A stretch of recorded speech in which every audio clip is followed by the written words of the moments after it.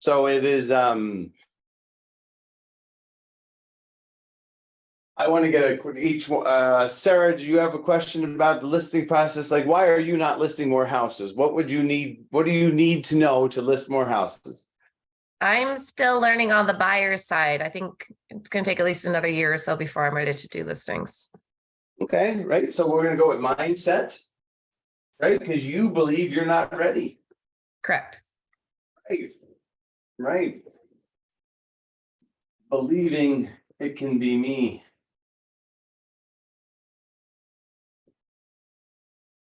All right. Carlos, what do you want to learn today?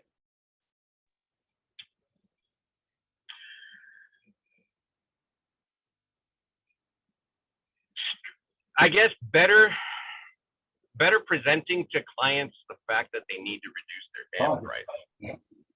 To reduce their what? Reduce their listing. All right. Better reduction strategies. Awesome. Yeah. Are you selling with pictures? Yes. What did you send them? I send them a spreadsheet with A spreadsheet? yeah, a spreadsheet with the difference in their net. Yeah, okay. Good job. Awesome. That is, you're negotiating at the wrong end of the stick, in my opinion. Okay. You're negotiating with pain. Here's how much less money you're gonna get. Right? You always want to present with positive, right? With meaning we got to sell the vision to them a little bit more, right? It's more about what they, to focus on the positive, getting done with this, moving on with it, out of the control of your life.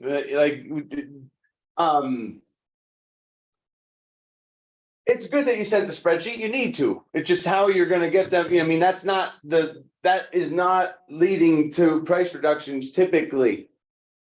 Right. That is to me, that would be the result of first understanding what their goal is.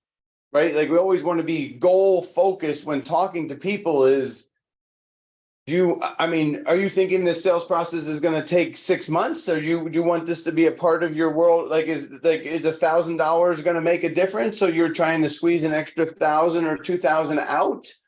Or are we that's exactly what they're trying to do. They're trying to buy a second home. So they're trying to buy their other house that has been listed, that is on the market. And I'm trying to see them. I guess I'm trying to convince them, like, look, we're counting pennies here. You're trying to squeeze out another $2,000-$3,000, and this house is still on the market. You're going to lose it. We need to reduce. Yeah, or it's not the one. I mean, to me, often it's not the one. Meaning, if there's no motivation to do something, then obviously it's harder to get deals done. So you have to focus on, is this how, like, to me, the question for you to help negotiate them is, how much do you want that house? Is that the one? Because if she tells you it's not, then you have no chance of putting it together. Because people are always concerned about where they're going. As soon as they know where they're going, they reduce price and they make it happen. So that's just where I would be negotiating on. Then let's find a house that you love so we can get this house sold. Because I know you don't want to let go because you're I mean, come on. The house is 400,000. You're squabbling over less than 0.25% of the sales price. Like, real estate just doesn't work that way. Right? Like, we don't get to demand what we want for a house. It's the market tells us. Right? As long as you believe in me, right? You ask them questions when you're negotiate with them or you're talking to them, as long as you believe in me and the marketing method that I'm doing, then, it's silly. It's not silly. Every penny counts, but fighting for something that's not real is silly. It's not there. I'm trying to give you the reality is it's not possible. That's why we are where we're at. Because if it was possible, it would have happened already. Because I'm really good at my job and I'm fighting with everything for it, but it's not selling. We covered Carlos's right away, so. All right, Yeah, yeah, it's, I guess it's also frustrating because their comps that support their current price are aging out. So it's, we're literally, right, I guess but that, a month that from means, now, it won't be worth, there's a $20,000 difference in the comps. but that's the picture that you should be, to me, you should lead with this house and now nothing's selling, it's actually gonna be lower than this. To me, you're talking numbers instead of talking, use other pictures. Say, look at this, but you always want to use stuff that's under contract or sold as your basis, and then the closer to that house always is most important. So, we're gonna move on to Sal here, Carlos. Sal, what do you got? Right now, I think I'm just here to be a sponge and take everything in so that when an opportunity comes around, I'm ready. Awesome. There it is. Believing it can be me. Great. Hey, you're not alone, sir. Who's Laxis AI assistant? As an assistant, I am there. Okay, awesome. All right, so Eileen led us off, and that was really the bulk of my conversation is first you have to believe that you will list houses. That's really the thing that it is, because you're a realtor and everybody else that's listing them is a realtor. So just being convinced, and then to Eileen's point is we're not controlling the 6 inches between our ears, right? We're gonna move this down here. That's terrible. All right. Meaning, when you spend all of your time and all of your thoughts on something else, it's harder to get more listings. So the question that you have to decide is, could I get more people to do it if I focus just on getting more listings? If I had 10 listings this month, would someone else do all the work? The answer is yes. But it's really just the path to get there. But first you have to decide that I can list a house this month, because you all can. But you just have to then, what are the actions that I'm going to have to do for me to do that? Just simply, right? What it is you're going to have to meet. Let's say that you believe that if I want to list 10 houses, I'm going to list how many, Adam? How many sellers do you think that I'm going to have to, how many people that own a house that I talk to that are in the kind of process, meaning people that come to an open house or people that are leads that You have to talk to get 10 listings. yes. I'd say at least 100. Right, okay. So we'll just go with 100, meaning it certainly would be on our path. I think that's a very good number. So now, this month, we have to decide what activities am I going to do to meet? I mean, the first week, maybe I'll meet 20. And then the second week, hopefully I'll meet 25. And the third week, I'll meet 30. And the last week, I'll 35, because hopefully I'll get better at what I'm doing, right? Because once I start out, right? But the idea is, what are my activities that I have to do this week to meet at least 20 people that own a house that's not listed that are in the buying process? Tell me what list here. Let's go with number 1. Who's got an idea? Or knock. Door knock. Good idea. Right? Because in the idea of, can I accept this? Is it possible? I mean, I know I have done it. So I know that I knocked on doors in Greyhawk and I got a listing. It took me 3 months. So I know that this is what is considered to be an activity that is productive. It may not be your best activity, but it's definitely one on the board. Good job, Adam. All right. Who else wants to tell me an activity that you can do that will help you meet 100 people this month? What would any activity, any idea? Sal, what's an activity that you could do that would have you in a conversation with somebody that owns a house that's not listed that is thinking of moving? Calling FSBOs or expired. Sure, absolutely. Good one. FSBOs and expires for sure. Open houses, Excellent. 3, open houses. Sarah?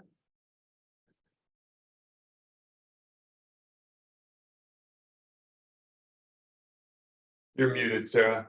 Press the bar to speak. If you want to hold the space bar down, it'll temporarily unmute you. There you go. Honestly, I think you guys listed all the ideas I had. So what was the first thing that you said? When you told me that you were, because you're focused on what? What was the one word you said? And learning more about the buyer side. Exactly. Well, guess what? 65% of buyers have. A house to sell. A house to sell. Absolutely. Buyers, What about contacting your sphere? right? Calling or Yep. See, I'm gonna write SOI, but that is contacting people in your sphere. Okay? So I'm gonna, buyers to me is leads. Zillow leads, CBOC leads that you buy, any of that time.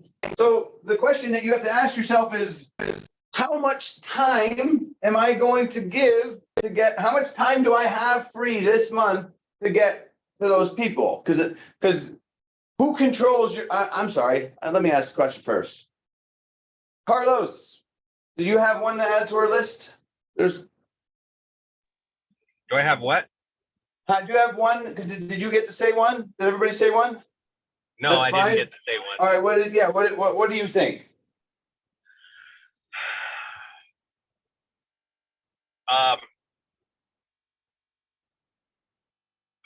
Kids clubs like soccer, band club, booster So well, I'm gonna club. call that social hacking. Okay? I mean, to me, that's sphere of influence. Right? I'm gonna go with past clients. It's just another, right? Because a client's not necessarily your sphere. I mean, they are your sphere, but I mean, I just want you to think of them as two separate groups of because they can't see down there. okay. Where They can see down to about. buyer, right? Okay, so 5 is SOI. 6 is past clients. 4 is buyer, all right. Because now what you need is time to be able to execute the strategy in the future. And that is what time blocking is I'm gonna, when I get to this time block, I'm only gonna do the activity with the group that, meaning it's called being focused and it's called being powerful and it's called being meaningful and purposeful in your life, right? So the idea is that we gotta, because what are we doing? What is the current? What is your plan for today? Are you gonna, is the most important thing, I want new listings? Because if it is, then which one would you choose? Which sword out of your quiver would you pick? Let's start with you, Eileen. Which one of these are you gonna do where you're gonna spend more time doing one of these activities so that you could meet more people that own a house that's not listed? Which one are you gonna choose? past clients. Awesome. Okay, we got one vote here. Sal, which one are you gonna call? Which one is gonna produce, in your opinion, the most amount of these possible sellers for me if I spend the most amount of time there? And that means like clients that you can close as well, right? Because some groups like me, FSBOs and expires is I don't have a good pitch for that. So that's not for me. I don't want to spend time chasing that because I think that there's not a lot of those, and I would rather work on one of these categories because it has other benefits. Yeah, I would start with my sphere and then it's not very large, so I'd move on to open house guests that had Okay, that weren't first time buyers, I guess. good. And good point out, right? Is client or buyers that are not first time home buyers. All right, Sarah?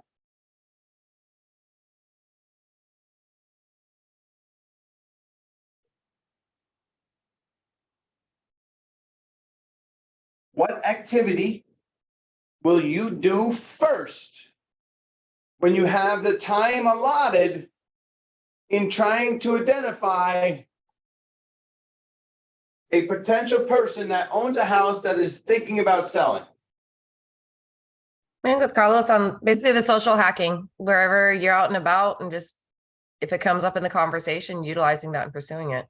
Well, social hacking is joining clubs with the intent of meeting more people and having more meaningful conversations, and then using Ford and mentioning real estate using Ford, family occupation record dreams. When you talk to them, it's a sphere building activity, right? That is social hacking is not, it's not random, because the word that bugged me that you said is, oh, just going out and about. That's not social hacking. That's leaving chance in my way of the future. And we never want chance, right? Meaning you want to be able to do things with certainty, because I know if you join the Red Cross and you start volunteering, unequivocally, you're gonna, as long as you're going there and thinking, I need to meet 5 new people every time, that you're gonna expand your sphere, right? Versus, I'm gonna go walk around. Right, there's just not, to me, it's just, it's choosing to do the better activity versus leaving it up to chance, right? Like, we know this will work. We know that if you go to the Leukemia Society and put your time in, or if you go down to a food bank and put your time, and a larger one, right? Like the base, but you have to go with the goal of, join organizations that have 50 people, that have 100 people, that have 200 people, have 500 people, so that you can meet more people. And if that's the goal, that's great. Good job, Sarah. Carlos, we do you? Who hasn't gone? Eileen, you did. I So started off. basically, all right, cool. All right. Yes, so now it's the puzzle's coming together for us. We have to devote time, and then we have to, during that time, do this activity.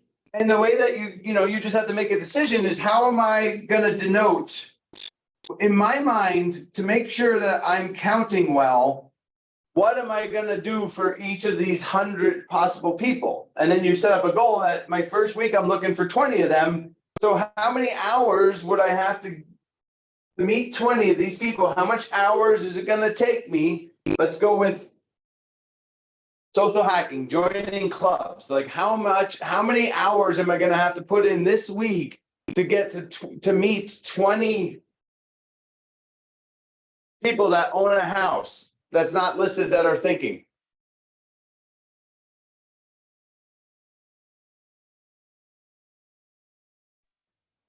I mean, You that's wanna gonna take a take, guess? I don't know, 10 hours? Yeah, I'm more like 40 hours a week Yeah, for next, right? So then now I'm like, so what did I learn? I mean, unless we have a strategy that we know that we can go meet lots of people and have meaningful conversations, is that my Is that my strategy if I want to list the houses this month? Probably not. Right? So unless you have a different strategy, if anyone does out there, meaning that maybe that, you know, we're learning about what is called, it's not wasting your time, because long-term there's going to be benefits, but what is my goal this year? I mean, maybe if it's, I want to list, one house this month, then maybe, you know, you could, then you maybe 20 hours it could happen, right? But the idea is that you have to think differently when you want different results. So, I mean, what is an activity that we know that we can do right now that can help us meet 20 people of these things? Past clients, calling them, for sure. As long as you have 500 or 1,000 past clients, right? Because the idea is what percentage of past clients are going to list their house? Probably 7%, meaning if I'm looking for 100 of them, I need to have then what's 100, 7% of, you know, if you do that math, it's like more like, you know, I would need to have 7,000.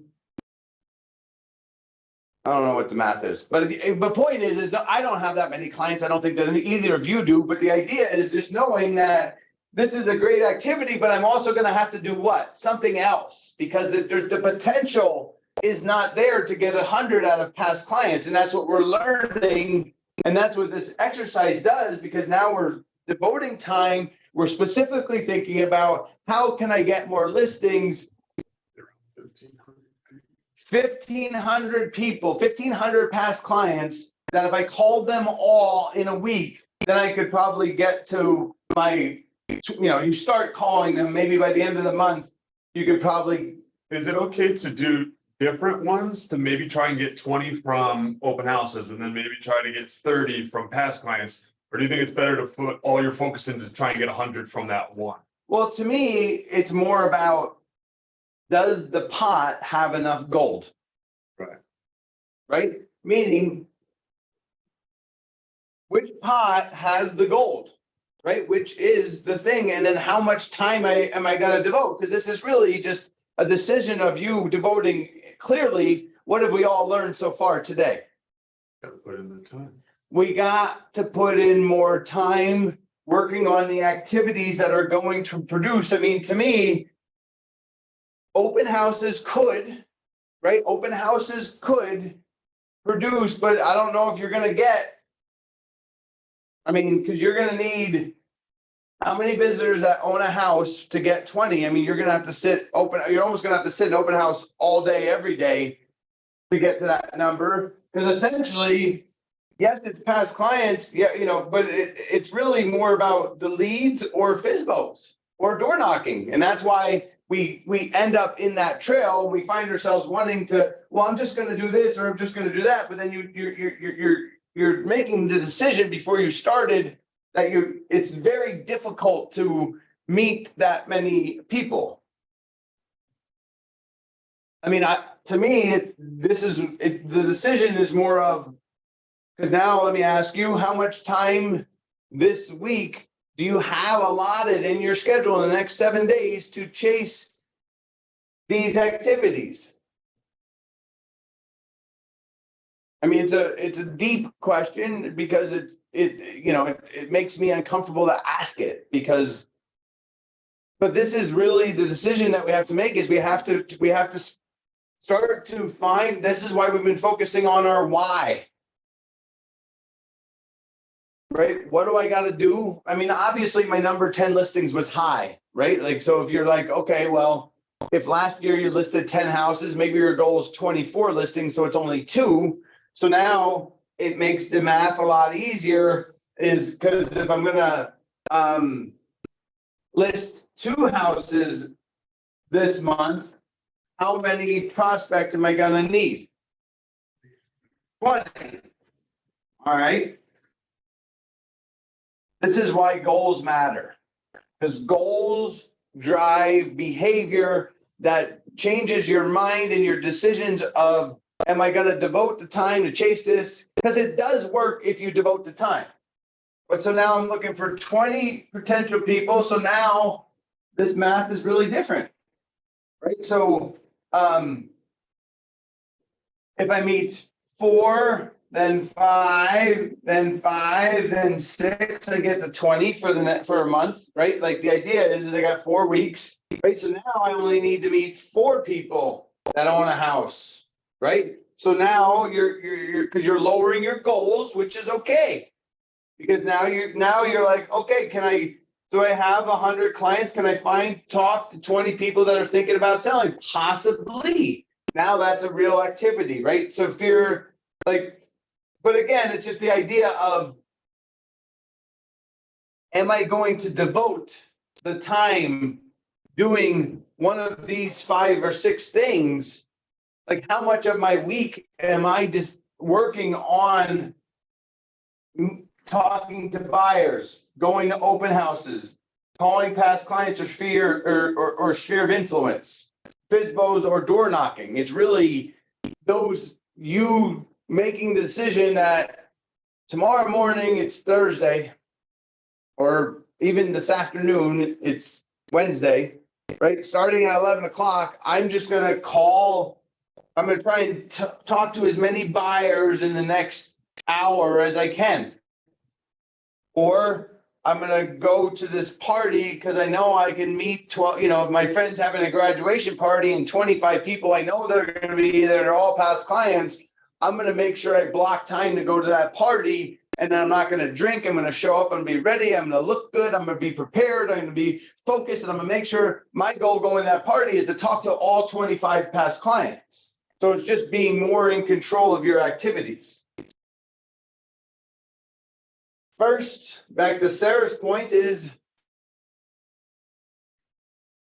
if you're not believing that you can do sellers, then you're never going to get there. So the answer though is, have you ever listed a house, Sarah? No, not yet. Sal, have you listed a house? I'm not here, but I did in New York. I did a few. Okay, awesome, right? So, even if you've never listed a house, Sarah, Adam, how many houses have you listed? 942? Is that really the answer? It's right around 940. Right? So you would lean on someone that is listed. I mean, is Adam good at listing houses at 942? I mean, the operation of, can Adam get a house from listed to sold? Do we believe in that process happening post show? Right? So now in your mind, it's not you that's listing the houses. So you can now forget about how bad of a job that you did. Because if you get somebody interested, you're just going to call Adam and he's going to help you until you learn. And then once you do 3 or 4 with Adam, then you're going to do them yourself. So now you can start to chase people and talk to them about, well, I've listed 964 houses. See what I mean, Sal? Right? So it's not that we listed 3 or 4 in New York. It's like, wow, I'm actually really great at this. I'm underselling myself. Right? Like starting to believe, like, wait a minute, I got a super engine behind me that's going to help me and not let me make any mistakes. And for Carlos, he's the super engine himself, so he's good. He believes in himself. But I mean, that's the answer. Right? So that means we just have to have more conversations with people. But to get those conversations, we have to change our mind. Like when we look at our calendar, have we blocked time that's devoted to doing these activities? If you don't have a lot of listings, the answer is I know you didn't. Because if you do, you will win. You will list the houses. It's really just starting to control your actions and devoting time. It's what worked for me in 2013. I did not list a lot of houses before then because I did not focus on first understanding that I have to believe that I can win. I have to believe that I can do this. And it's why I gave the example of using Adam. Obviously, you don't want to use Adam every time because it's you make more money if you do. But if you don't, why not lean in and just be like, all right, I'm gonna the first 20 I'm gonna do with Adam, and then I'm gonna understand it pretty good, and then right, like so. But that gives you more confidence now, because then you're like, it's not me. Don't worry, I suck. Right? That was my original listing appointment. Don't worry. You're not going to have to work with me. I'm an asshole. Nobody wants to work with me. I got people that are great back in the office. They're great at this. We list houses. They sell every time. Like I'm not even good at this, but man, we're ranked in the top 60 in the US for a reason. We're pretty damn good at this.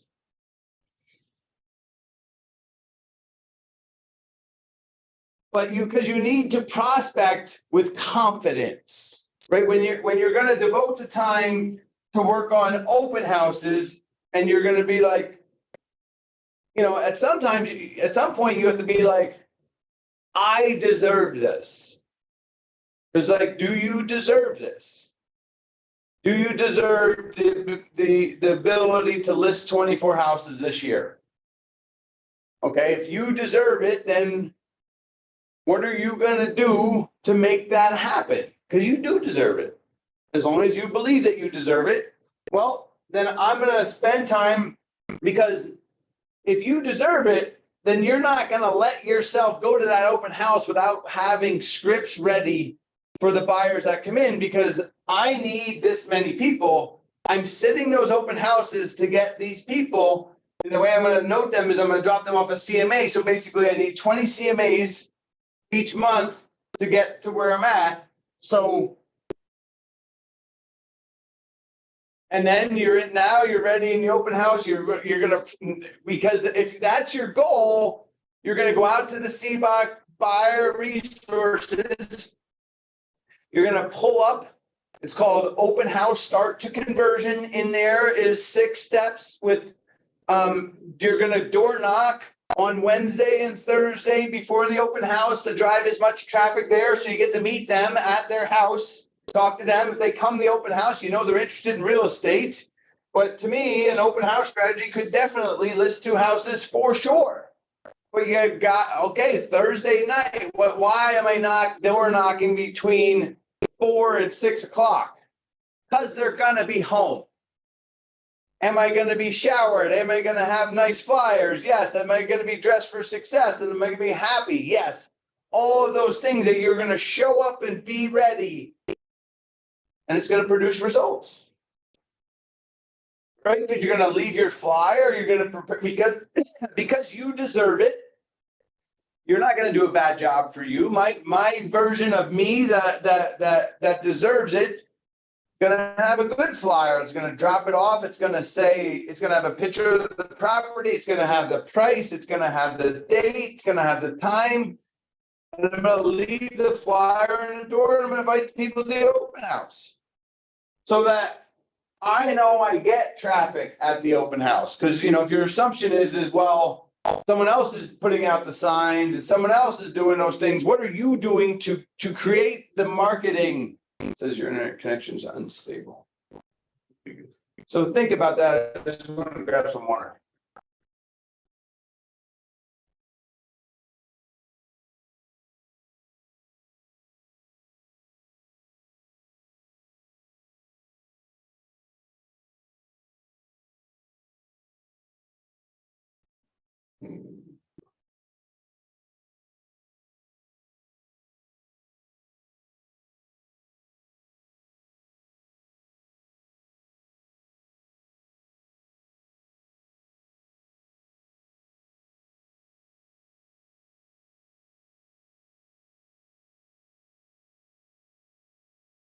The hard part, of course, is when you block the time, is that you actually do that activity when you have that time blocked and you don't cancel and do something else. Because that's what happens is we punt those, meaning we put it on our calendar, but when the time comes where everything else is more important. But the thing is listing houses, is it important to a realtor to list houses monthly? Yes. right? It is your succession, it is your path, it is your goal, like, but you have to believe it and want to do it, and then you will chase it. You will show up and do those activities. All right, we'll just go to questions. Eileen. All right, Sarah. What did you learn today, or what questions do you have?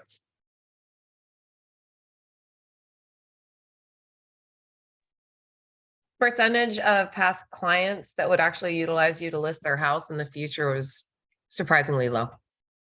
That was educational. No, it's not, they're not gonna list is why it's I low. thought they'll just stay They're there. just not, they're not selling. Gotcha. The percentage of them that we're gonna win, if we're calling them, is probably 95%. But they're not in the process, because we're looking for people that are getting ready to list. That's why it's low.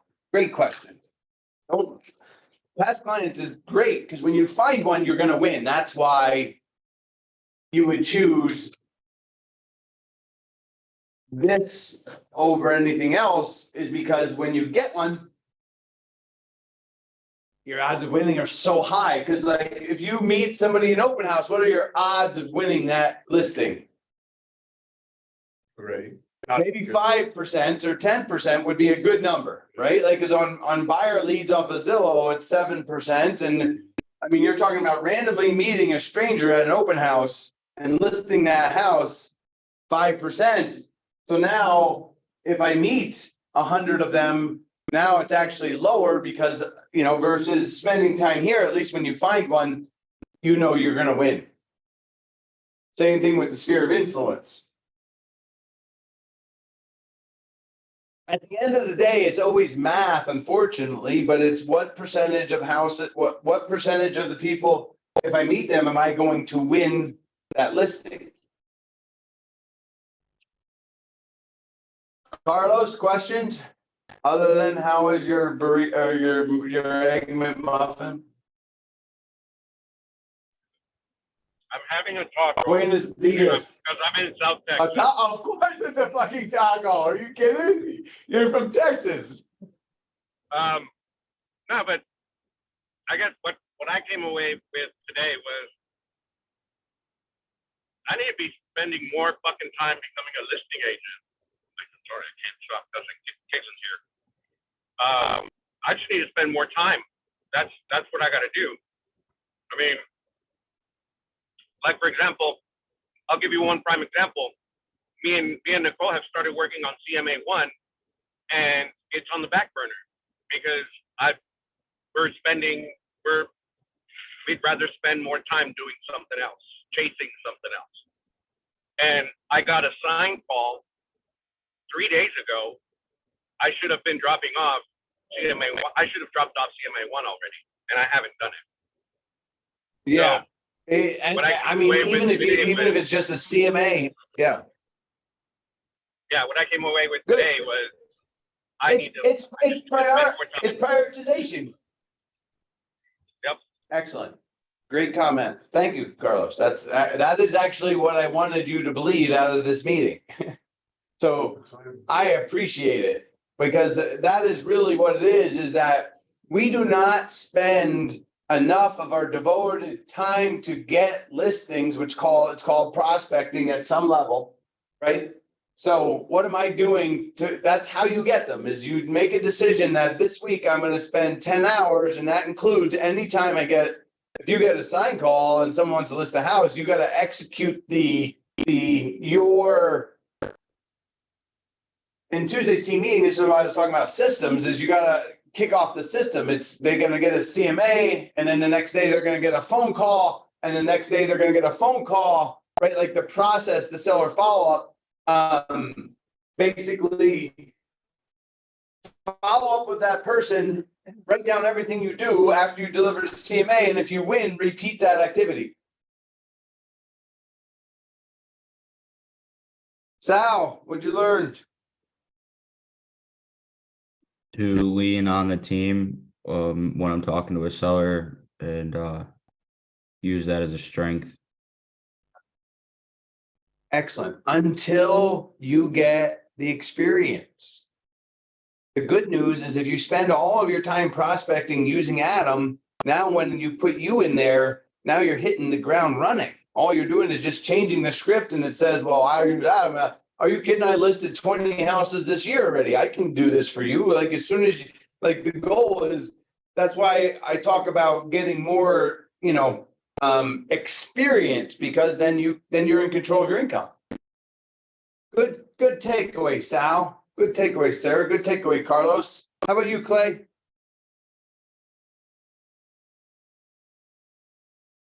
I know you're at work. You're good, bud. I'll post the clips, but I mean, this one was a heavy one because it's really, right? Am I going to do the activities that the reason I'm pointing to my head is because it's a mind game. That's why I wrote mindset right there. Because I have to make the decision that I'm going to meet unlisted people and drop off a CMA, because not just unlisted houses that are unlisted, meaning this door knocking is hard because you're going to knock on a lot of doors that are not, you're going to get tired talking to people that aren't ready, and then you're not going to get to your goal. Happy Wednesday. Hey, Carlos, what part of Texas are you from? Or where do you live? Corpus Christi. Oh, you're muted. I'll answer for him. He said Corpus Christi, Texas. Where is that? Is that near Houston? I'm not familiar with Texas. An hour and 45 minutes. Like 4 hours from Houston. Oh. 3 hours and 45 minutes. Do you know where Tomball, Texas is? It's like Tomball? right outside of I Houston. think it's like- Yeah. Yeah. Why? Yeah, I'm gonna be there in October for my buddy's wedding. I've never been to Texas before, and that's where we're gonna be. So I wasn't sure if that was your area. If you have time, come down to the coast. We'll go fishing. Yeah, that'd be awesome. If you ever have any time ever in your life, Carlos wants to go fishing. Yeah. All right. Happy Wednesday, guys. Go get it.